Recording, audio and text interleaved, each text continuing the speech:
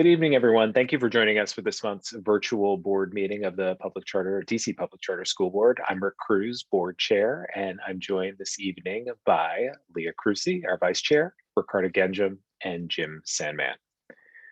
As we move through agenda items this evening, Briani, our moderator, will unmute DC Pcsb staff or individuals that are speaking on behalf of a school. The hand raising feature has been disabled, so individuals who previously signed up for to testify will be called upon. And as a reminder, all written public comment is available to the public on our website. If you didn't sign up by sending your name to the public comment mailbox before this meeting, please submit your comments to public.comment@dcpcsb.org or call our public comment line to leave voicemail testimony. And that number is 202-328-2660, and please select option 2. So normally turn to our public witnesses this evening, but we don't have any signed up to testify. So I will just remind everyone that our written public comment is available on our website. And then again, you can please submit any public testimony to public.comment@dcpcsb.org or leave voicemail testimony at 202-328-2660, selecting option 2. And with that, we have a number of items on the public hearing agenda for this evening.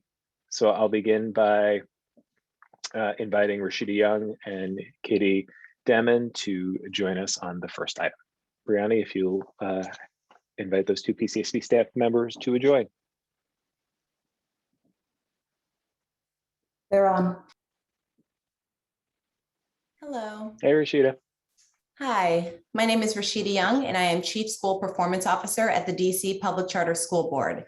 This is a public hearing to discuss the COVID-19 vaccination requirement policy. This policy outlines how DC PCSB will monitor and enforce compliance with the mayor's recent order requiring school staff and student athletes over 12 years old to be vaccinated against COVID-19 by November 1st. Beginning November 1st, DC PCSB staff will begin collecting vaccine compliance information from each public charter school, including aggregated school staff vaccination rates. Schools will be required to certify that they have established and implemented procedures to ensure compliance with all applicable requirements, including but not limited to: 1, that all adult employees, contractors, interns, and volunteers working in the school building have been fully vaccinated against COVID-19 unless they've been granted a religious or medical exemption. Also, that the school is not offering a test out option to anyone other than those who have received such exemptions. And also that no student age 12 or older shall participate in school-based extracurricular activities unless fully vaccinated, unless the student has received an exemption.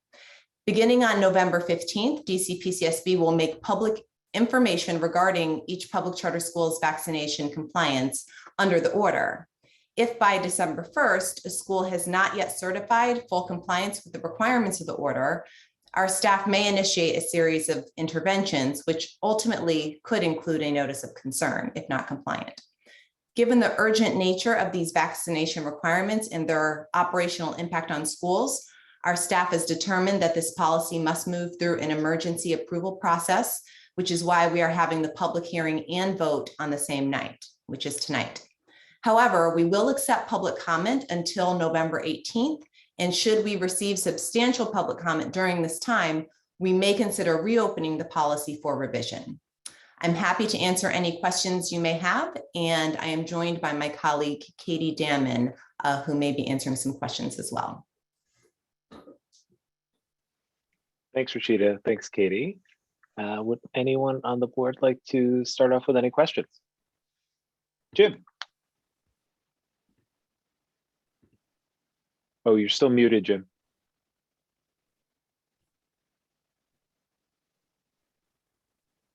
There we go. Rashida, do you have any sense of how many schools had already opted into a program like the one that the mayor's order requires? So we did talk to school leaders earlier in the school year. As of late September, we had counted at least 18 public charter schools that had mandated the vaccine for their staff members or had achieved a 100% vaccination rate prior to the mayor's announcements. And many of our LEAs already had staff vaccinations at or above 85%. We haven't polled schools in the recent weeks, but again, it looks like that number as of late September was at least 18 schools. And how frequently will PCSB be updating public reporting about vaccination compliance? So right now, our policy has left the language broad. We use the term periodically. The reason we left it broad was because we want to assess the situation after our initial collection and take a look at what the compliance rates look like at that time. So we may end up differentiating how much we're updating the reporting based on compliance rates. For example, for schools with low compliance, we may ask them to submit more frequent, perhaps monthly reporting, and schools that have a much higher compliance rates, perhaps we may update that data quarterly. So again, we're going to wait till we get that first collection and make a decision after that. That makes sense to me. Thank you. Leah? Rashida, how will DC PCSB support schools with enforcing vaccination requirements? So at this time, we plan to continue to make our health consultants available to schools regarding all COVID-related regulations and guidance, including this. So we know that those health consultants will be available to thought partner with schools around their vaccination requirement policies. Okay, thank you. And just curiously, what kind of feedback are we getting from the schools about the hurdles to fulfilling compliance? Yeah, so, it sounds like one of the biggest hurdle is vaccination hesitancy in general. We've also heard that teachers and other education professionals are in really high demand right now, and some schools are feeling the burden of staffing challenges. So letting people go because they are not fully vaccinated could create real operational and instructional obstacles for schools. We're hearing that that's a real concern. If I may, Chair, also, Ricardo, one of the issues that came up was around how schools are handling the religious exemption in particular. I think the medical exemption is a little bit more straightforward, but some were seeking consistency across the LEAs so that they didn't feel like staff didn't feel like any one school was unfairly handling that particular situation. And that's not an area where we are involved in those decisions, but it was one that was raised in the LEA community. And I know the Alliance and others are looking at some supports around model language, and some other LEAs are coming together to perhaps do consistent application of that exemption policy. Yeah, thank you. That seems to be a challenge all around these days. Thank you. Leah? Thank you for this, Rashida. I had a couple of questions. Can you remind again that the PCSB will not be collecting or reporting on the vaccine status of individual staff members or students? That is correct. So all the data that we collect on staff and student vaccination rates would be aggregated. OSCE is the body responsible for collecting student level vaccination information, so that would continue to be true. Okay, thank you. And then second, can you explain why this needs to be an emergency policy? Sure. So because the mayor's order requires PCSB to start monitoring compliance on November 1st, it wouldn't be feasible to hold a public hearing for this policy and to vote on two separate nights. So, but as noted in my introduction, we will collect public comment on this policy and consider revisions based on that public comment, even beyond tonight, even though we are having this more truncated process. And another reason we want to make sure that this was both happening on the same night is because we want to get as many school staff and student athletes vaccinated as quickly as possible to ensure the continued operation of schools. Thank you. Hey, Rashida, if I could circle back to Jim's question, I can appreciate it makes sense to modulate our reporting based upon the baseline. When will we have a sense of that sort of first collection of data? So we are outside of this policy. We are still working out the details of what the collection will look like. We are starting to build build out the collection, but we don't have anything set in stone in terms of these are the exact questions schools will have to respond to. So it's hard for me right now to make a determination on, the exact piece of data that we're looking to that will then decide how frequently until we actually have the portal built out. Katie, I don't know if you have anything you want to add to that. No, I don't have anything that I want to add to that, Rashida, but I will say, Rick, our first collection is coming in on November 1st. So you asked when we would, yes. So November 1st. Yes. So as of November 1st, that is when we will have a sense of what we are kind of working with, for lack of a better term, to kind of move forward in our public reporting and our ongoing collection process. Okay, great. So so it's fair to say that when we convene for our November board meeting, we'll have some transparency into the reporting rhythm and our progress at that point. Yes, that's correct. Okay, excellent. Thank you.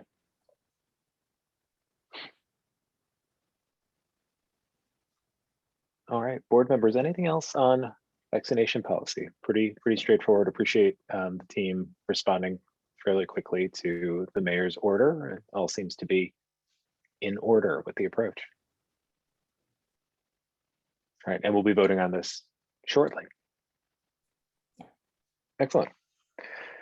All right, Rashida and Katie, you are free. I think we've got Mike up next on two financial policy changes or enhancements. Yes, good evening. My name is Mike Bayuk, and I'm the Director of Finance. This is a public hearing to discuss the administrative fee policy, which was opened for public comment last month and closes tonight. The public comment we received has been shared with the board, is publicly available on our website, and will be reviewed and responded to when the policy is up for a final vote next month. The policy has been revised to, number one, exclude from the calculation of DC PCSB's annual administrative fee certain federal emergency relief funds retroactive to fiscal year 2020. Number two, update the administrative fee invoicing process and timing. And number three, clarify the optional administrative fee discount. Any questions? I know this group is going to have some questions. Thanks, Mike, for teeing that up. Board members, who wants to go first?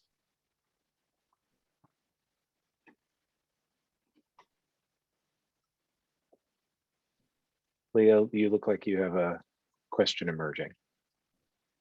I am making some sense of the letters that had been sent in.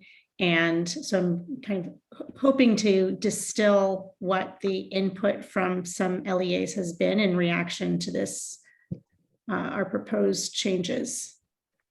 Yeah, it seems like we had limited public comments for the bulk of the public comment period, or the open policy period, and then a few late breaking sets of commentary. So,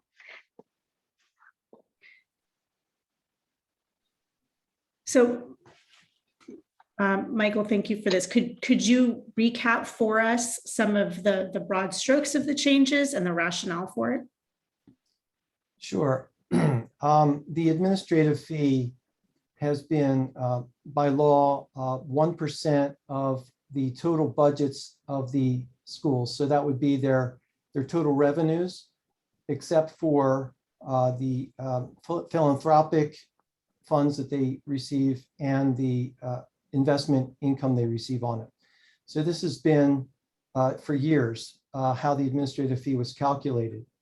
Only recently, because of COVID and the pandemic and the federal emergency fund relief that has come out there, there's been sizable amounts of money that have been allocated either directly to the schools or through the PPP payment or protection program, the ESSER funding.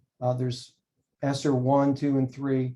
Those vehicles directly from the federal government or through equivalents that the schools have recognized and will be recognizing revenue over the next few years on that, amounting to somewhere in the neighborhood of $60 million. I'm sorry, $600 million, which 1% of that is approximately $6 million of administrative fees that we would by law be entitled to charge on those fees.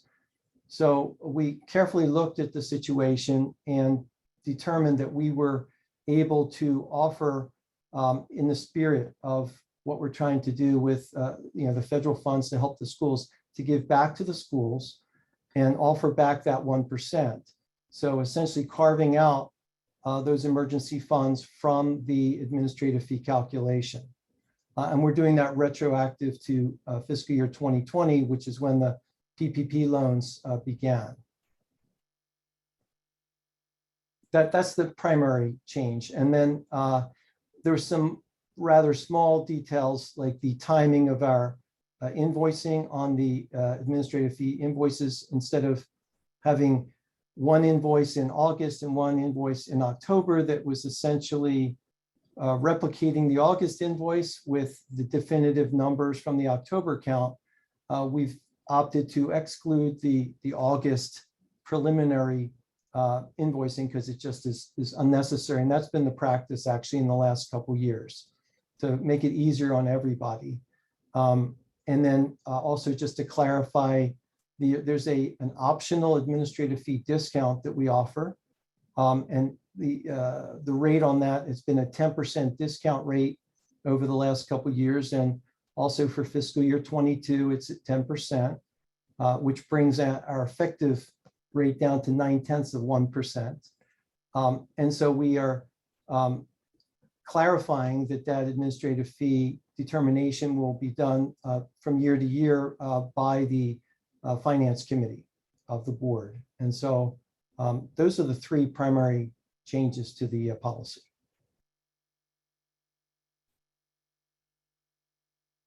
Jim?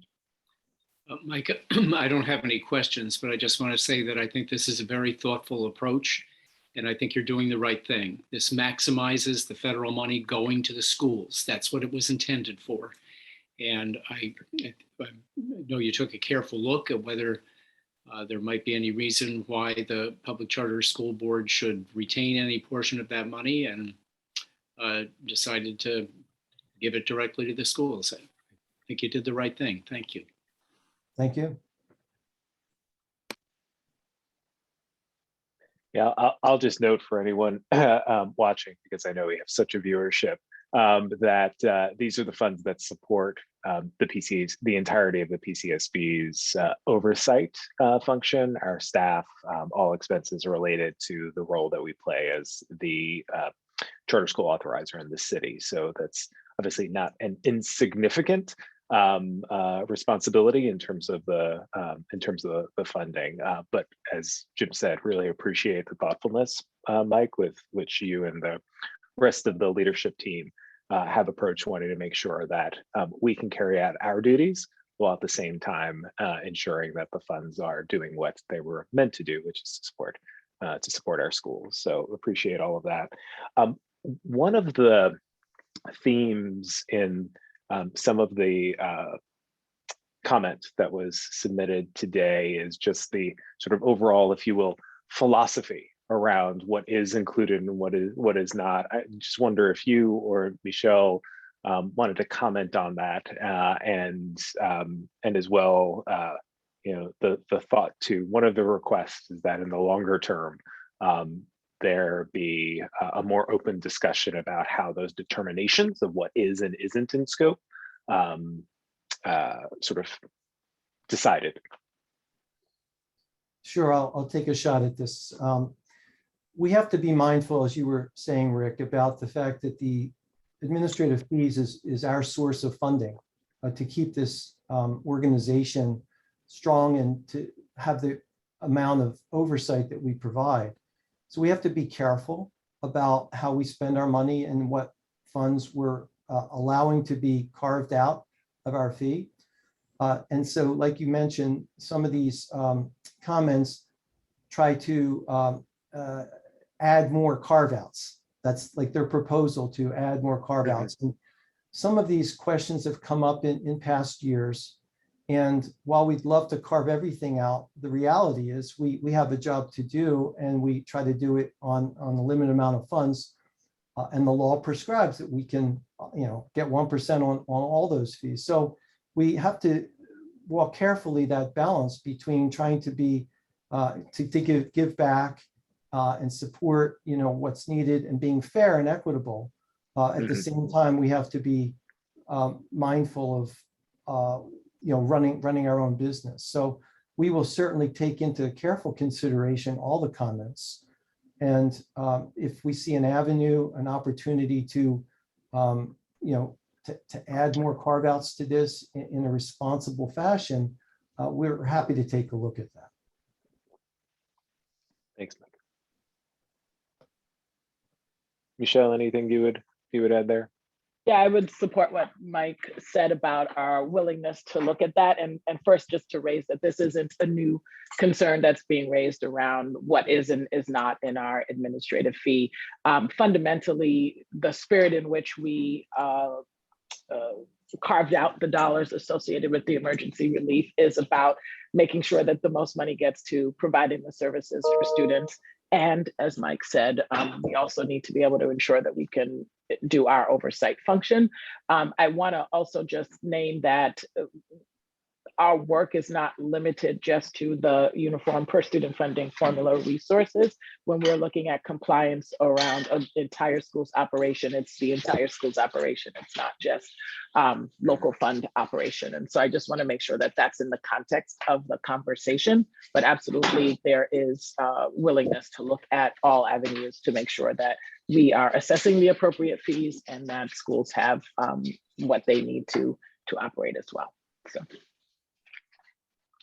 Thank you both. And this would be voting on at the November meeting, is that right? Yes. Okay. Right. Board members, any other questions on this? Again, we'll be voting on this next month. We did receive some additional letters with comments that are in the public comment folder today. So if you not yet had a chance to review those, please do so in anticipation of our discussion and vote next month as well. Leah? So in the process of reviewing some of these, and Mike, you mentioned we'll consider them, take them seriously if there are any elements that we would want to adjust to our proposed revisions. How would we communicate that out before we vote on this? Yeah, I defer, I think, to Sarah if she's, on this panel, only because of the legal process and notifications. Yeah, I would just quickly say, if we do receive comments that would suggest that we would substantively change what we are proposing, when we do come back to you next month for the actual vote, we will voice that over and explain if there are any changes to what's before you. Other than that, we would go through our normal cycle of bringing issues to our finance committee, discussing it, the finance committee making recommendation to the whole board moving forward. But if there are substantive changes to what's being proposed, we will voice that over at the board meeting and give you an opportunity to vote on any change to language.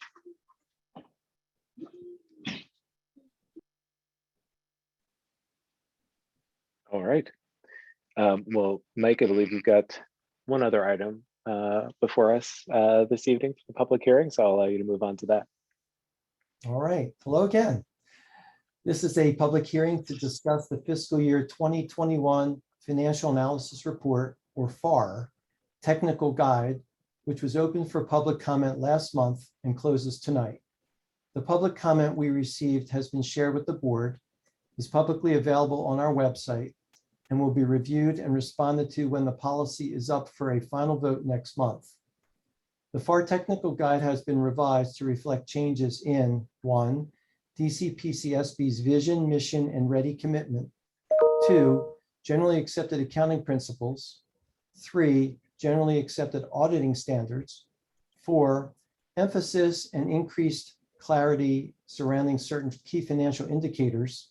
And 5, other information to enhance the reader's understanding. Any questions?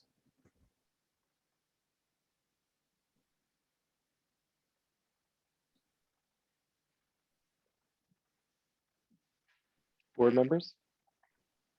I don't have any questions. I appreciate the very careful and thorough explanations of the changes, Mike. Thank you. I really appreciate how this exercise has been part of our ongoing work across all of our processes and all of our materials to unroll our strategic roadmap. And asked if you could just recap for us how that's reflected in some of these. Okay, yes, just one moment. I'm going to open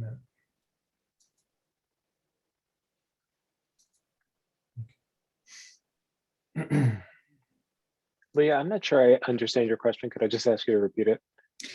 Yeah, just we've been rolling out our strategic roadmap and our principles across everything we do, and even in every single material, every single process. And this is an important exercise. And while this may seem very technical and can at times seem mundane when we see the output of it at critical moments of big decisions, we want to make sure we can connect the dots for ourselves and for the public and our community. Okay. I'm glad I asked, because that's a very good point. Thanks. Okay, so for example, the new policy or the updated policy references our mission, our vision, our commitment to ready. So it doesn't specifically go into detail as to what we're doing differently in that policy, but everything is based around that concept, those policies. So as we do each and every component of our analyses, we will be factoring in equity and all the types of attributes that we have in our vision and our mission to make sure that we are being mindful of those things. So it's going to be front and center. Every time we look at our analyses, we're going to come back and say, have we considered those factors? So that's a big change. Not that we haven't considered those things in the past, but it's going to be front and center. One of the changes again is we hear the schools rightfully complaining about the complexity and the volume of reporting and the amount of time it takes, and trying to be mindful of that and streamline the reporting requirements. So, we took a look and said, okay, well, here's a debt service coverage ratio that it has been a cause of lots of back and forth with the schools about, how important is it, number one, but how it's calculated, the time, and what it really means. So we've proposed to eliminate that financial metric. We just don't need it. So wherever we've been able to streamline things and simplify things, we're trying to do that to make it easier for our constituents. There may be some other factors.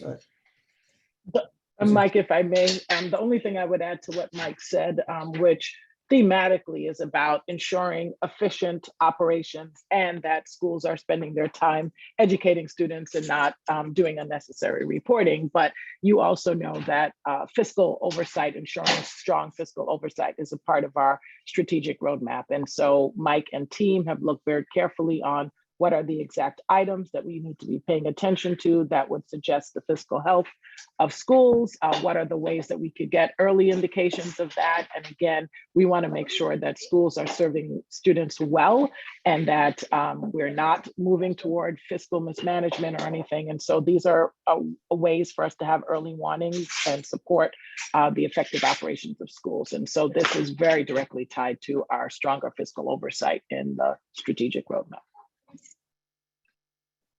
Thank you so much for that. Sure. I'll just add that the last couple years of our FAR reporting has reflected changes in generally accepted accounting principles and just how certain things are calculated and done. And so the technical guide merely reflects the practices that we've been doing already, that the schools have already embraced. So we're just basically cleaning things up a bit and making it clearer. Thank you. Great. Sure. Sure. Thanks for that, Mike. I appreciate the sort of the balancing of our foundational responsibilities as the authorizer, and also recognizing that where we can make it clearer, more natural language, and more efficient from a process standpoint, as Dr. Walker Davis said, for the schools, that's equally an important objective. So appreciate the changes, and again, something we'll be voting on officially next month. Any other questions or comments, reactions for Mike or Dr. Walker Davis on the FAR technical guide?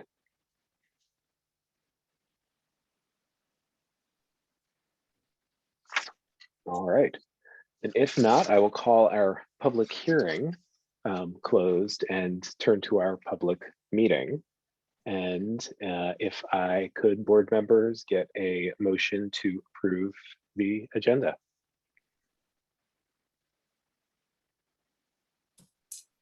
I move to approve the October 18th, 2021 board meeting agenda.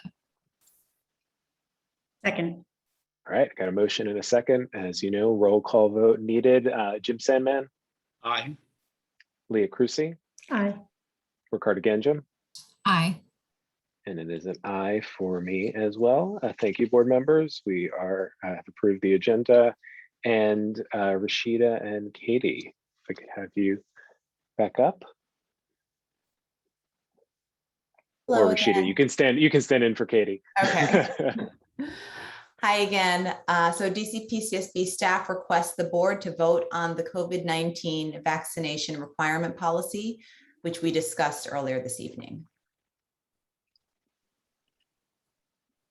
Board members, assuming that you do not have any additional questions from 15 minutes ago, I would ask for a motion on our vaccination requirement policy. I move to approve the COVID-19 vaccination requirement policy. Second. All right, motion and a second. Roll call vote. Ricardo Ganjam? Aye. Leah Crucy? Aye. Jim Sandman? Aye. And it's an aye for me as well. The motion passes. COVID-19 vaccination requirement policy approved. All right, we have a light agenda for this evening, so we'll go straight to the next item, which is the consent calendar. And as you know, this hosts a number of generally uncontroversial changes to charter amendments, as well as approvals of various reports. Would any member like to remove an item from the calendar, like to discuss it further, or need to state a recusal for the record?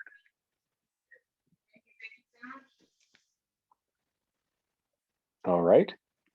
If not, on this too, I will take a motion. I move to approve all items on the consent calendar. Second. All right. Motion and a second. Roll call vote. Ricardo Ganjam? Aye. Leah Crucy? Aye. Jim Sandman? Aye. And an aye from me as well. All right. The consent calendar is approved. And then ask if there's any new business.